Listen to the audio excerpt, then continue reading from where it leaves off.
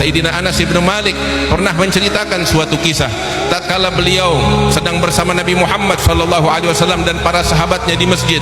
Beliau datang melihat Rasulullah sedang duduk menyampaikan penyampaiannya di hadapan para sahabatnya. Tiba-tiba Sayyidina Anas bin Malik melihat Rasul mengikat perutnya dan mengganjal perutnya dengan batu, sehingga aku tanya kepada orang yang di sebelahku, kenapa demikian? Apa yang dilakukan oleh Rasulullah?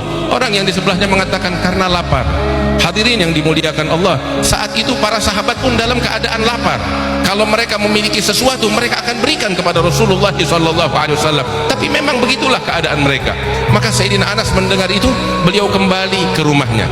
Beliau mengadu kepada ayahnya, yaitu Abu Talha, ayah sambungnya, suami daripada ibunya. Beliau katakan, ya Abatah, wahai ayahku, aku melihat Rasulullah di masjid mengganjal perutnya dengan batu karena lapar. Maka Abu Talha bilang kepada ibunya Anas, ya Ummu Sulaim, apakah ada makanan yang masih ada di rumah kita? Ummu Sulaim bilang, tidak ada kecuali beberapa butir korma dan beberapa potong roti, hanya bisa dimakan 2-3 orang. Maka Abu Talha bilang kepada Anas, wahai Anas, kembali ke masjid.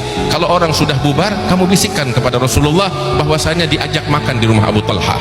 Maka saat itu Anas kembali, Nabi masih menyampaikan penyampaian. Beliau duduk lama menunggu. Setelah orang-orang bubar, saat itu Nabi berdiri untuk menghantar orang-orang untuk keluar. Orang-orang udah mulai bubar satu persatu.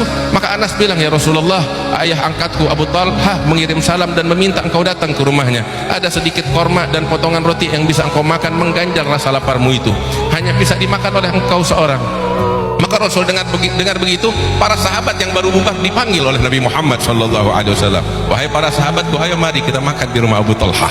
Anas bin Malik dengar gitu terperanjat. Beliau pulang ke rumahnya ngadu kepada ayahnya, wahai Abatah, Rasul memanggil seluruh sahabatnya.